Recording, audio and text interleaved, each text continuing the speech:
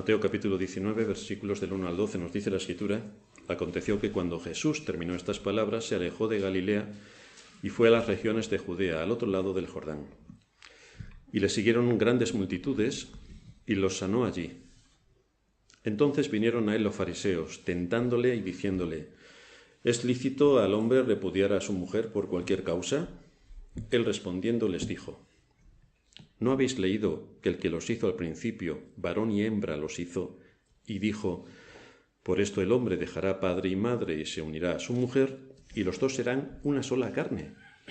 Así que no son ya más dos, sino una sola carne.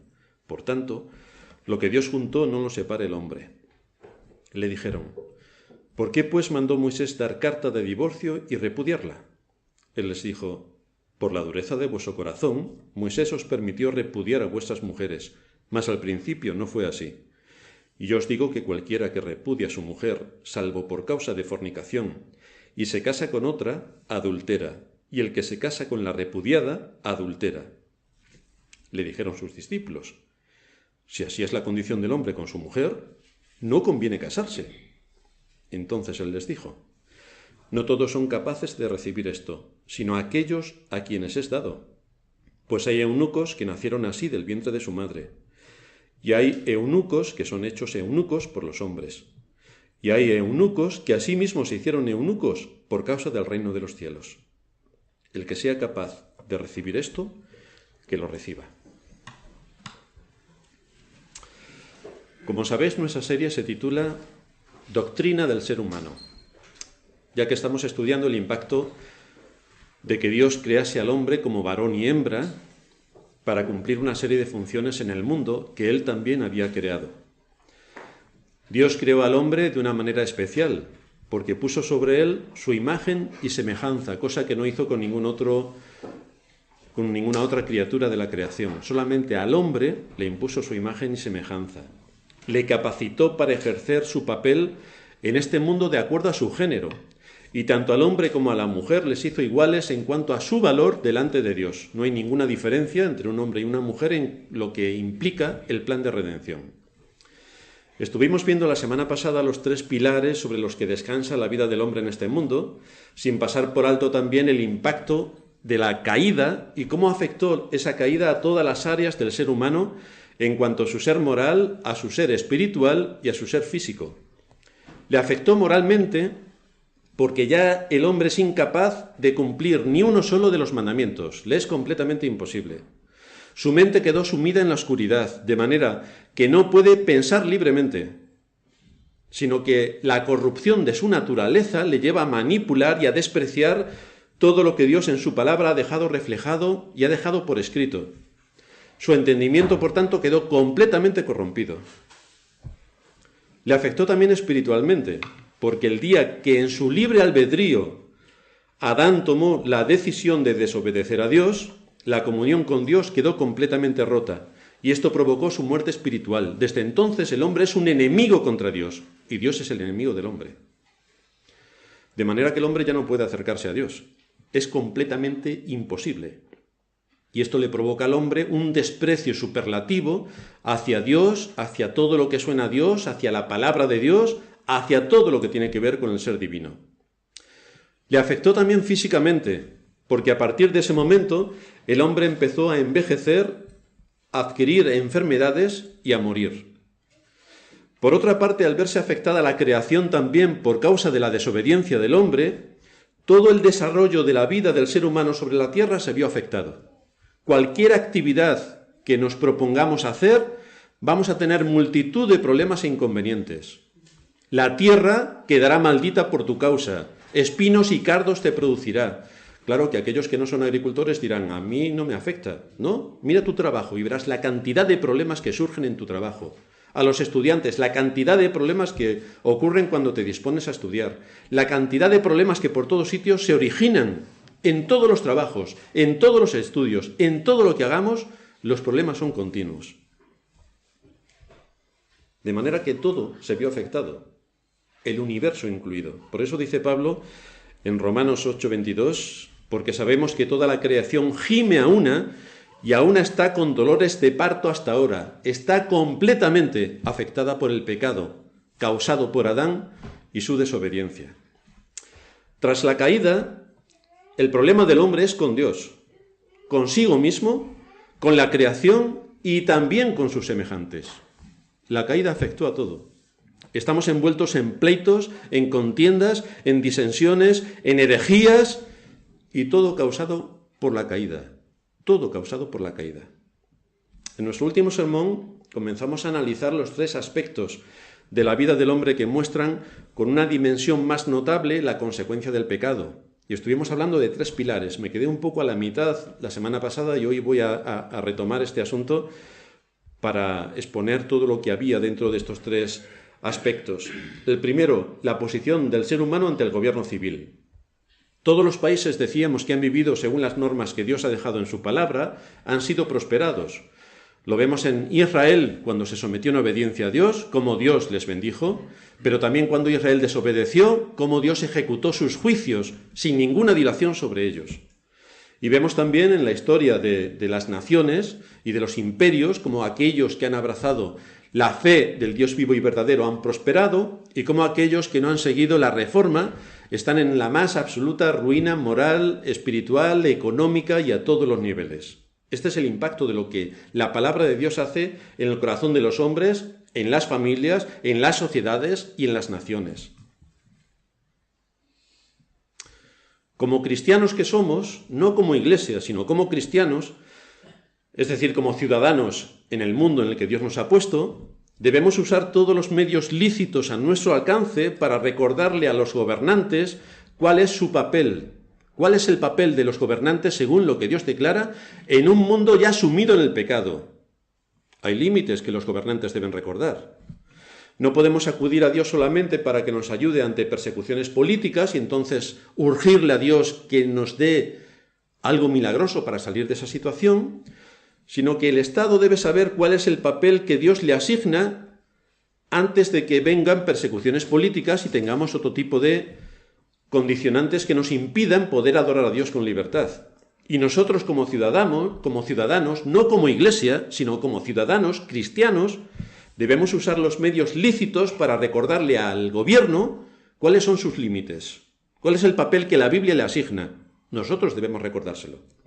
Así que la Biblia tiene mucho que decir para que los ciudadanos cristianos reclamemos como ciudadanos los derechos que nos asisten. La función del gobierno, según establece la Escritura, y en toda mente normal así lo entiende, otra cosa es cómo con el paso de los años los gobiernos empiezan a usar otros métodos y a ponerse en posiciones que no les competen, pero la función del gobierno es garantizar la ley, el orden y la justicia, y su propósito es promover la vida, la libertad y el bien común. Esto todos los gobiernos dirían que sí. Ahora, el asunto es cómo lo aplicamos. Aquí viene el problema. Todo lo que se salga de este aspecto, de promover la vida, la libertad y el bien común, interfiere en otras esferas que no son de la competencia del gobierno. Por ejemplo, ¿el gobierno puede decirnos qué podemos predicar hoy? No puede decirnos qué podemos predicar, porque nosotros estamos sometidos a la palabra de Dios y lo que Dios nos ponga en su palabra vamos a predicar. Pero durante muchos siglos el predicar ha sido perseguido y a los que han predicado han sido ejecutados o encarcelados o desposeídos de los bienes o expulsados de sus países.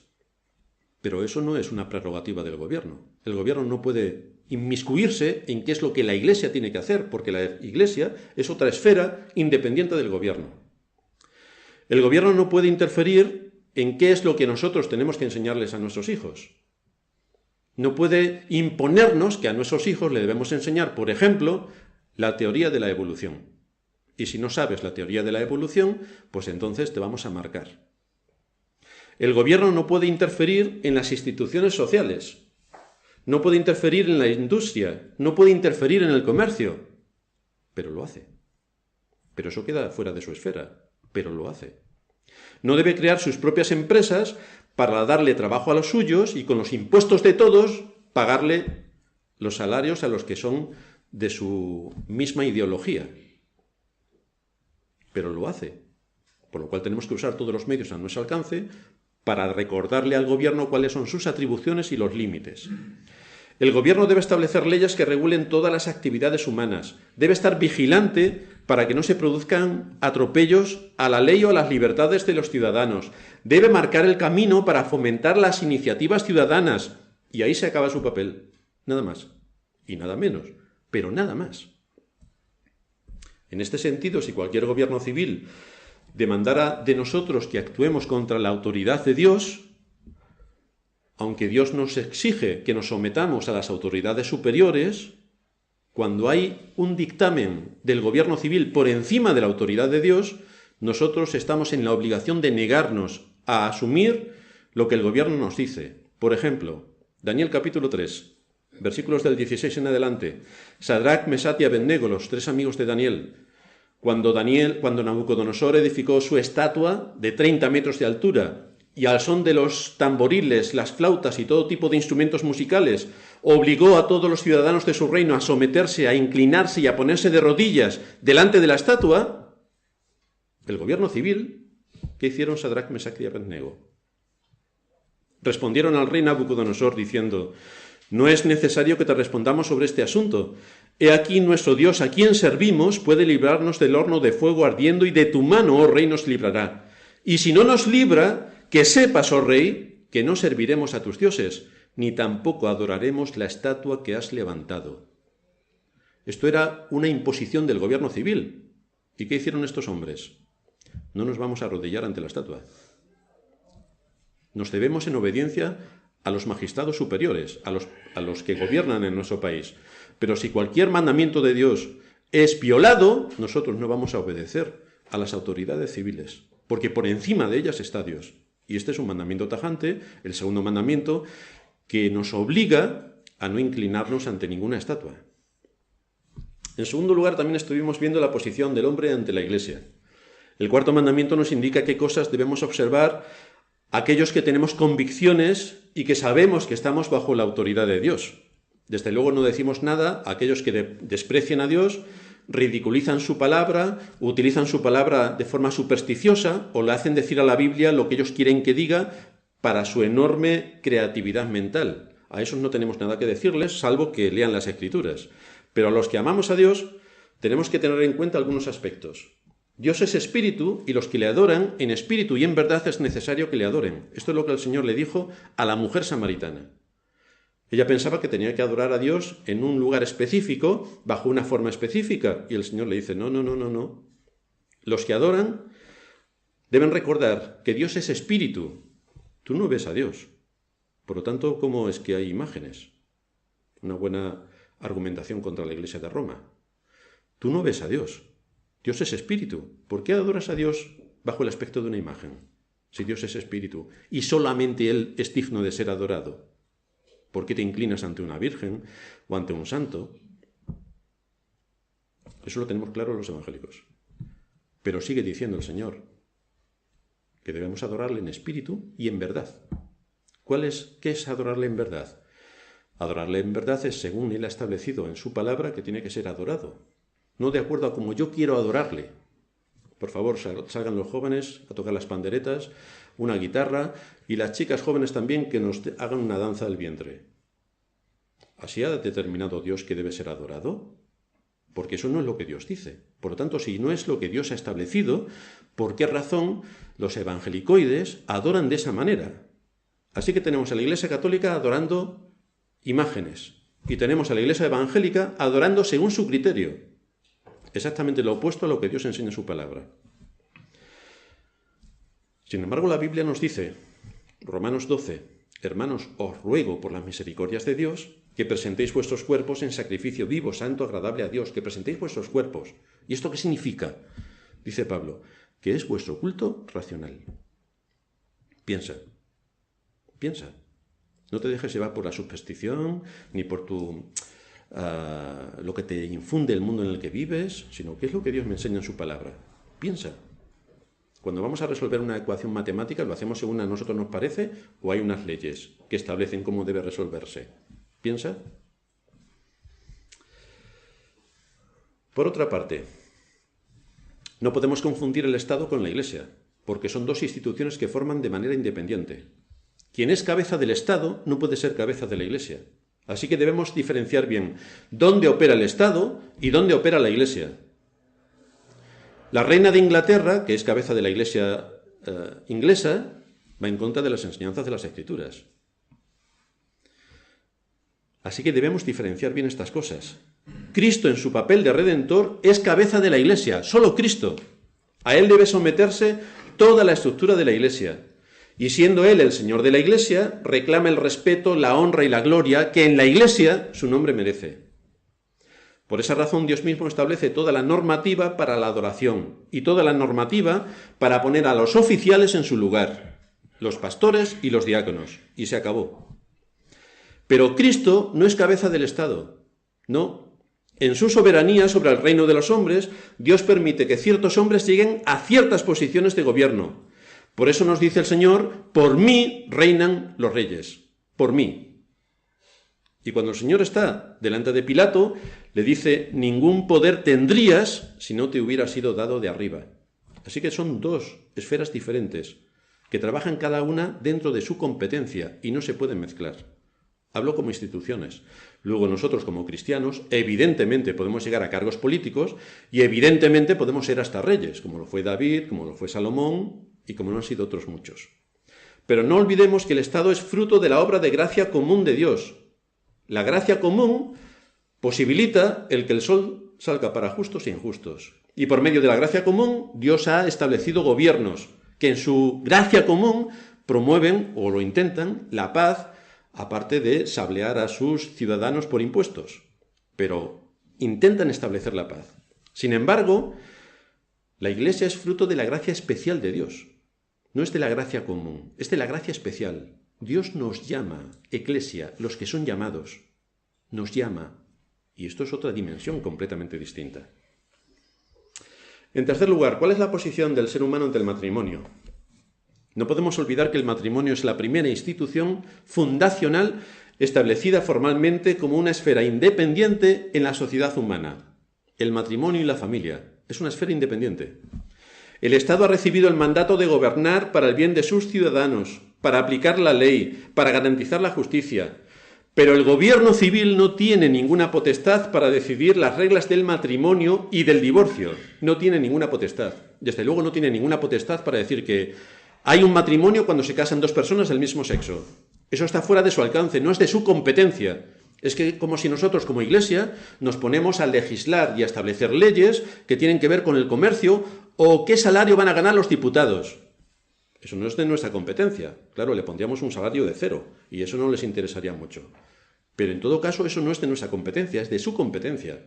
De la misma manera que ellos tienen que legislar para lo suyo, nosotros legislamos para lo que Dios ha establecido. Y el matrimonio está legislado por Dios. Es una institución divina, puesta en la creación para el desarrollo del ser humano en la tierra. Debido a la condición en la que el ser humano se encuentra después de la caída, la Escritura nos muestra algunos aspectos para casarse, para divorciarse y para volverse a casar. Y en todo esto estaremos introduciéndonos durante los siguientes sermones. Debemos de estudiar, por tanto, los principios bíblicos que Dios ha establecido para el matrimonio. Y sobre todo, somos cristianos. Debemos respetar los principios bíblicos que Dios ha establecido en ese sentido. Debemos de estudiar todos estos principios. Debemos estudiarlos y debemos saber cómo nos afectan. La sociedad en todos sus ámbitos depende del matrimonio, depende de la familia, en todos sus ámbitos. Así que un ataque contra el matrimonio es un ataque contra la sociedad y es un ataque, en última instancia, contra Dios, que es quien ha establecido el matrimonio. Además, el matrimonio y luego la familia es el fundamento en el que descansa la Iglesia. La Iglesia se debilita cuando el matrimonio y la familia son atacados. Por tanto, el ataque contra el matrimonio y contra la familia es un ataque contra la unidad básica de la Iglesia, porque la Iglesia será fuerte si tiene matrimonios fuertes y si tiene familias fuertes. Pero si las familias no son fuertes, está cada uno pensando en sus cosas. El hombre no asume su papel como líder en su casa, la mujer no asume su papel que la Escritura le otorga, y los hijos tampoco asumen su papel porque quieren ser los padres, y los padres al final acaban siendo los hijos, pues no tenemos ni Iglesia, no tenemos nada. Para que una Iglesia cumpla su función, Es vital que las familias estén cumpliendo su función. Es vital. Por eso nos exponemos todos los domingos a la palabra de Dios. Tenemos que moldear nuestra conciencia de acuerdo a lo que Dios enseña. Tenemos que pensar como Dios piensa. Y tenemos que aplicar lo que se espera de nosotros porque somos cristianos. Por eso tenemos que aplicar.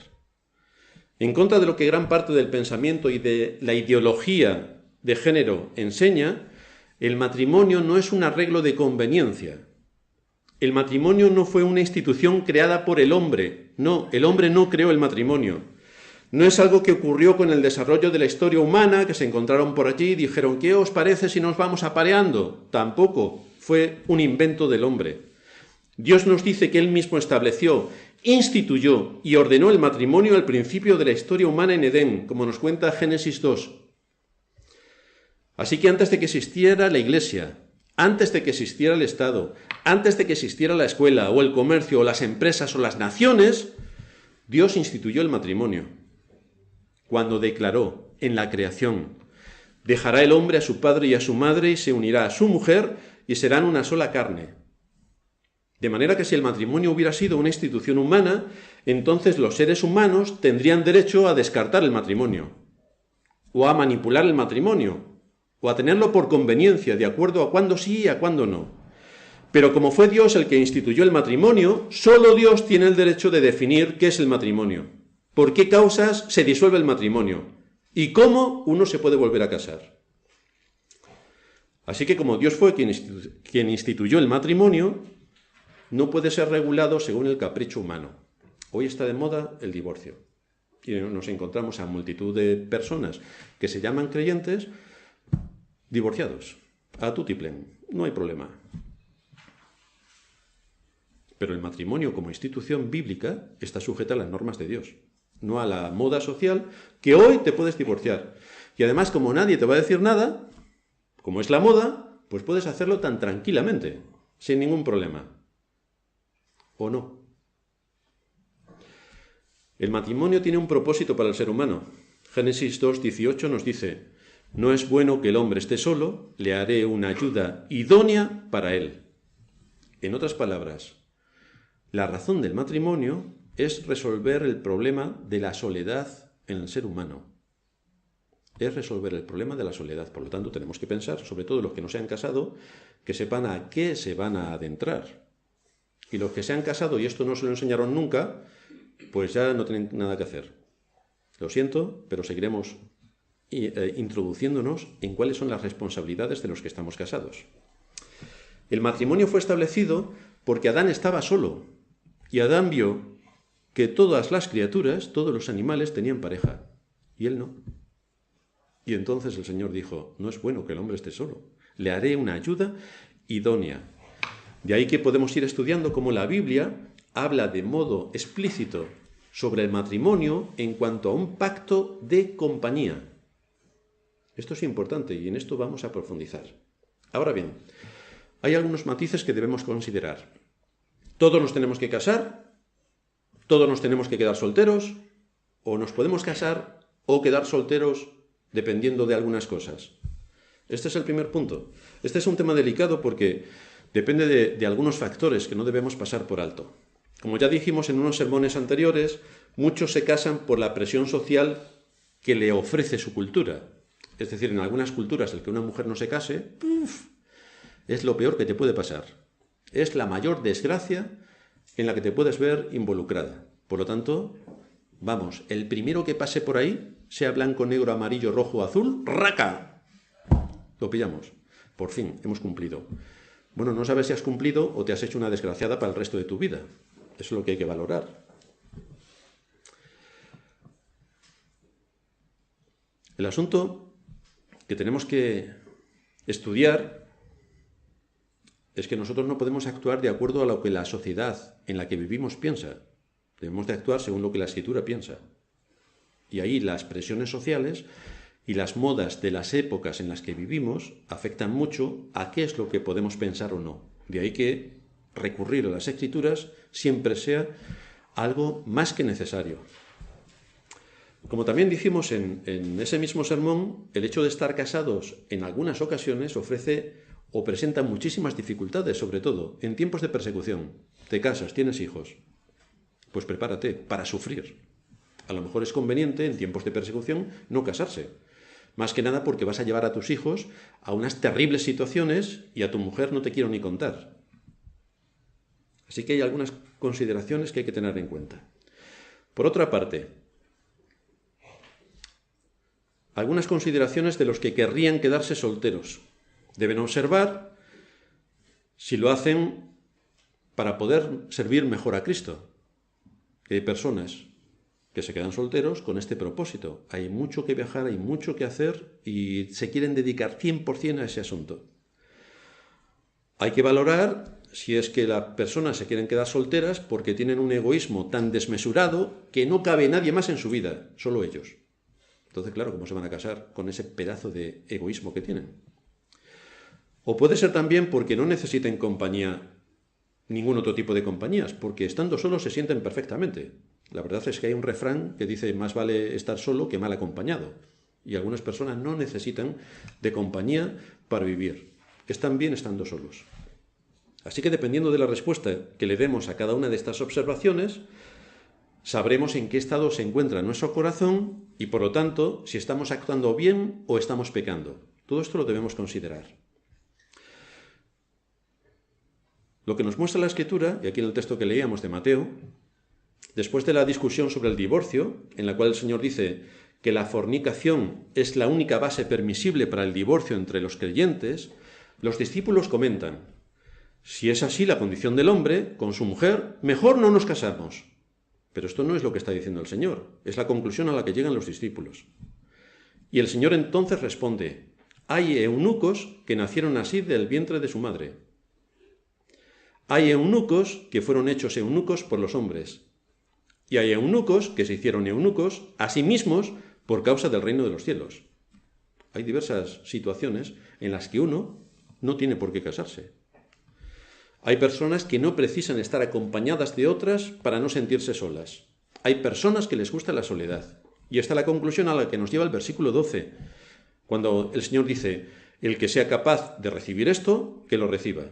El que sea capaz de entender esto, que lo entienda. Pero existen esas opciones. Es decir, el matrimonio no es una obligación, es una opción. Igual que el quedarse solteros es otra opción. Cada persona debe averiguar y luego asumir el camino que ha elegido, pero debemos recordar lo que es el matrimonio. Porque, en segundo lugar, el matrimonio es un pacto de compañía. Un pacto. Un pacto. Dios nos hizo de tal forma que nos sentiríamos solos sin una compañía íntima con la cual poder convivir.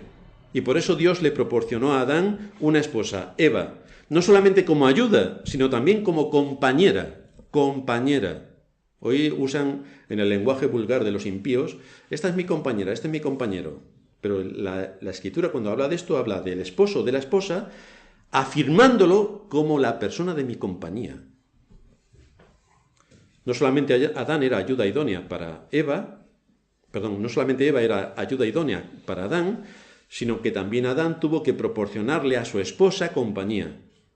En la Biblia se describe el matrimonio en términos de compañía. Por ejemplo, en Proverbios 2:17 se nos dice que la mujer extraña abandona al compañero de su juventud y se olvida del pacto de su Dios. Compañero, pacto. Fijaos cómo van unidas las palabras. Compañero, pacto. La palabra traducida como compañero en este versículo es la idea de alguien que tiene una relación íntima con otro. Y esto es exactamente lo que es la compañía en el matrimonio. Una relación íntima entre el marido y la esposa. Una relación íntima. El concepto de matrimonio como compañerismo aparece también en Malaquías capítulo 2, versículo 14, donde se usa un término diferente. Y allí se nos dice: porque Jehová es testigo entre ti y la mujer de tu juventud, con la cual has sido desleal, siendo ella tu compañera y la mujer de tu pacto. Otra vez, compañera pacto, compañero pacto. Otra vez, aparecen juntos. Y la palabra traducida aquí por compañera tiene la idea básica de unión o asociación. Una compañera, un compañero, es uno en el cual se entra en una relación íntima, en una unión íntima. Y no nos estamos refiriendo únicamente al aspecto sexual, que es en el que todo el mundo piensa. No, hay muchas cosas más. Esa es una. pero hay muchas más. Y al poner los dos términos juntos, llegamos a un sentido pleno de la idea de compañía. Un compañero, una compañera, es aquel con el cual estamos íntimamente unidos en pensamientos, en objetivos, en planes, en esfuerzos, una misma mente, un mismo corazón. Esto es compañero. Esto es un compañero. Esto es una compañera. Los dos pasajes juntos, el de Malaquías y el de Proverbios, dejan claro que tanto para el marido como para la esposa, la compañía es el ideal. Eso es lo que tiene que ser. En el contexto donde lo están encajando, la unidad a todos los niveles, de mente, de espíritu y de cuerpo. En Proverbios el marido es llamado compañero. En Malaquías la esposa es llamada compañera. En los dos, la entrada en el matrimonio significa el deseo de estar juntos, el deseo de compartir su vida, sus objetivos, sus ilusiones, todo lo que está al alcance de su mano, como una sola unidad. El amor en el matrimonio se centra en dar al cónyuge la compañía que necesita para eliminar la soledad, aportarle, enriquecerle, ayudarle, sostenerle, animarle. Todo esto está implícito, de manera que en cuanto se altere la idea del pacto, o los que han llegado al matrimonio consideren que aquello no es un pacto, sino yo me he casado con esta o yo me he casado con este, y además lo dicen en tono despectivo, aquí estamos hablando de otra cosa, porque el matrimonio es un pacto. El matrimonio es un pacto. Un pacto. Vamos a ver, por tanto, en tercer lugar, el pacto del matrimonio.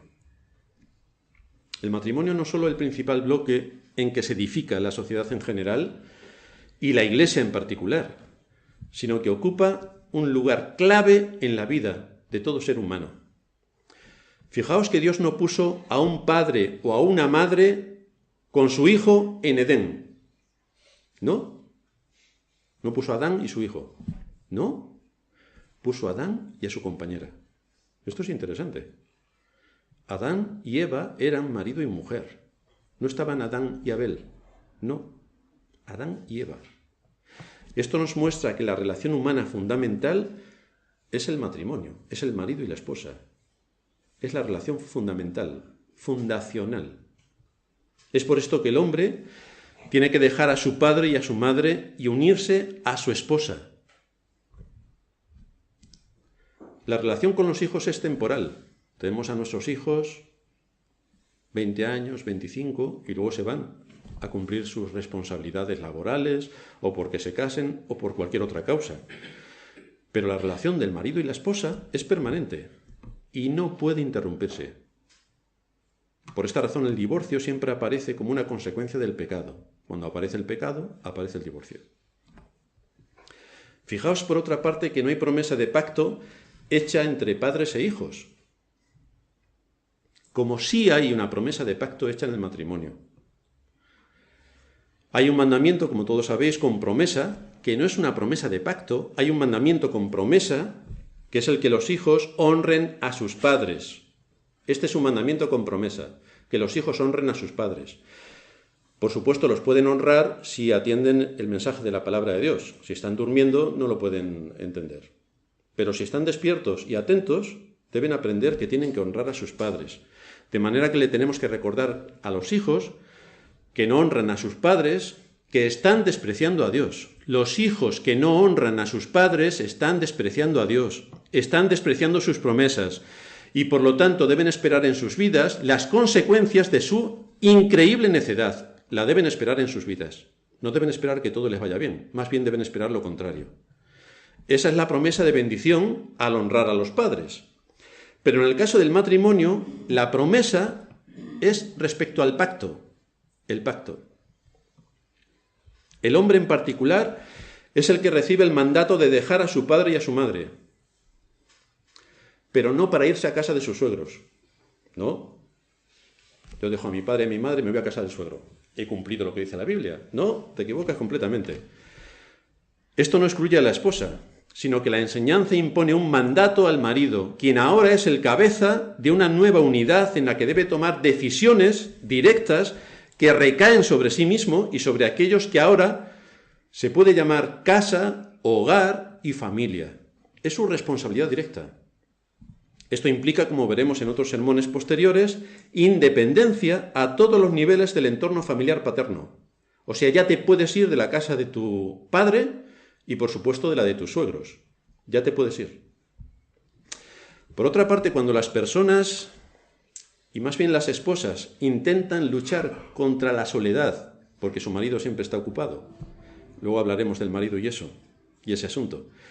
Cuando las esposas intentan luchar contra la soledad sustituyendo al marido por los hijos, o cuando los maridos intentan huir de la soledad entregándose a su trabajo o a otro tipo de ocupaciones como pueden ser deportivas o sociales o de otro tipo, tanto la esposa como el marido están pecando gravemente, porque ponen en alto riesgo a su familia al quitar al marido o a la esposa del lugar que le corresponde, prioritario por encima de todo, prioritario por encima de todo.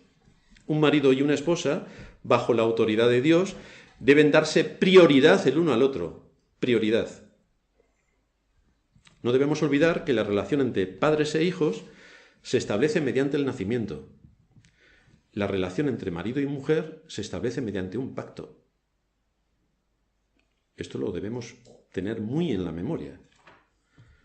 Este contraste entre la relación temporal que existe de padre e hijo y la unión permanente que existe entre esposo y esposa confirma la importancia del matrimonio en los planes establecidos por Dios para su creación.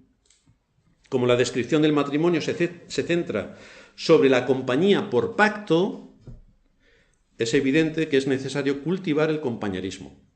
Los que quieren casarse en el futuro están frotándose las manos porque piensan en el matrimonio de otra manera, claro.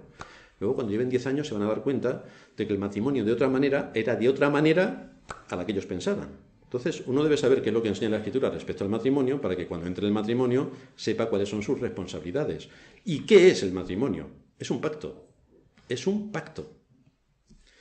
Un matrimonio en el cual no hay compañerismo, donde no se busca el bien del otro, donde hay reproches, donde uno de los dos tiene cara de mula y todo le molesta, está abocado al más increíble de los fracasos.